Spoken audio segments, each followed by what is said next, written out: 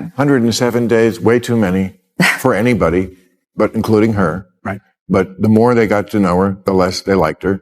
I've said this many times on this show. Other countries don't do this. They don't have years to run.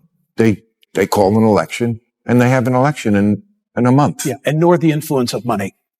I mean, that's just one of many examples. She could have had 701 days and would have still lost that race. Kamala Harris hoped her new book, 107 Days, would mark a fresh start, a way to tell her side of the story and explain why her 2024 campaign fell apart. But instead of winning people over, the book is reminding voters of all the reasons they turned away from her in the first place. On his show, Bill Maher didn't sugarcoat it. He said the issue wasn't bad luck or lack of time.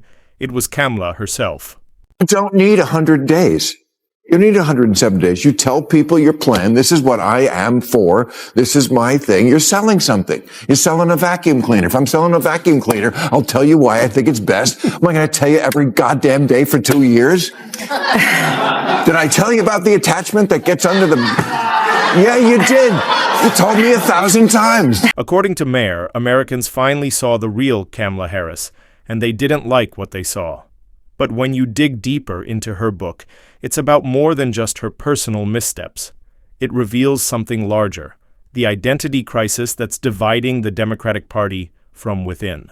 Democratic Party stands for today is opposition to Donald Trump. Yeah. And I just read Kamala Harris's new book, 107 No, Days. you didn't. I did? No, you didn't. I'd like I'll say a lot of lies on this show, but I will not accept that. I thought you might ask me about it. That's why I had to read that. But the thing is... Kamala Harris's main defense is straightforward.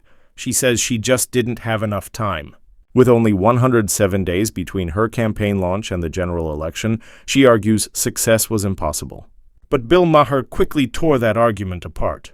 He pointed out that in places like Britain and Canada, elections happen in a matter of weeks, not years, and candidates still manage to connect with voters.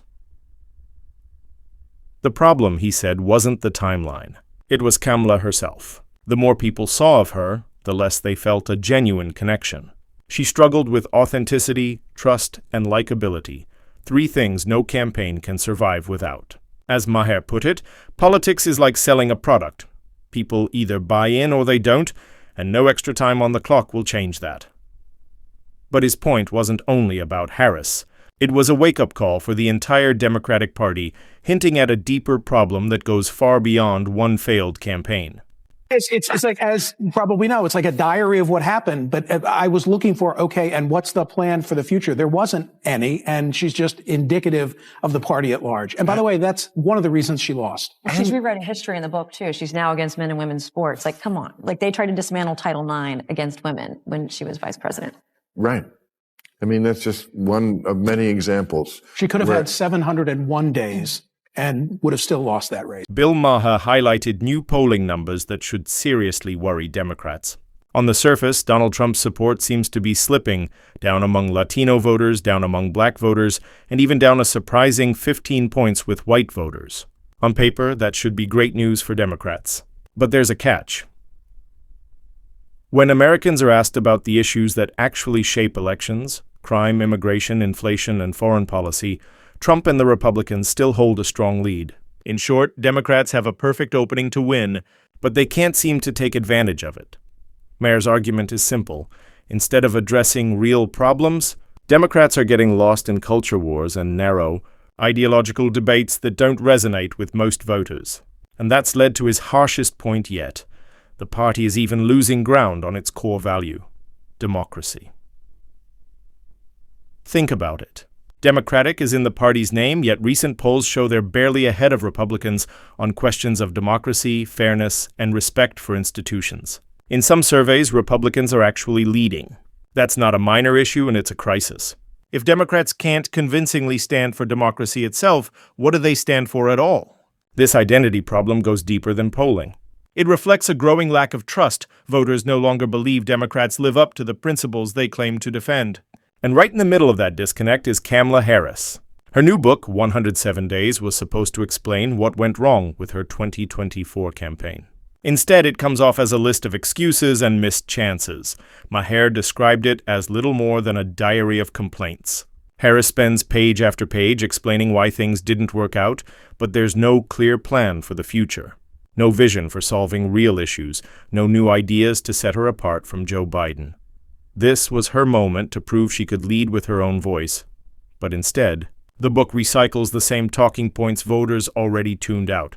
Worse yet, the book is full of contradictions. Harris now tries to distance herself from the progressive positions that once defined her, claiming she opposes men competing in women's sports, despite having supported it before. Then there's the controversy over Pete Buttigieg. In 107 Days, she writes that picking him as a running mate would have been too risky because he's gay, yet when questioned later, she denied ever saying it. That kind of flip-flop destroys credibility. If a politician can't stand by their own printed words, how can voters trust them on policy? Maher's larger point is that Harris's inconsistencies reflect a deeper problem across her party, a lack of authenticity and conviction. Her endorsement of New York Democrat Zohran Mamdani is another example. When asked why she supported him, Harris couldn't point to a single policy or vision, only that he's a Democrat.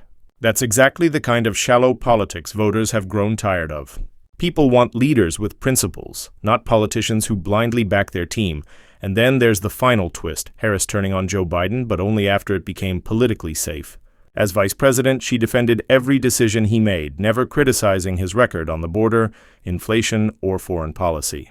But now that she's out of office, she's suddenly calling out those same failures. To voters, it looks calculated, not courageous. Maher summed it up in 4 words: too little, too late. In the end, 107 Days was meant to explain why Kamala Harris lost. Instead, it showed why her political future is uncertain. Excuses instead of accountability, contradictions instead of conviction. Loyalty over leadership. Maher's critique goes beyond Harris. It's about a Democratic Party that's lost its message and its connection to voters. If Harris and her party want a real comeback, it won't come from rewriting history or relying on slogans. It will take honesty, fresh ideas, and the courage to stand for something meaningful. Because Americans aren't just looking for someone who's against Trump, they're looking for someone who's for something. Until that happens, books like 107 Days will serve as reminders of why the Democrats keep losing ground.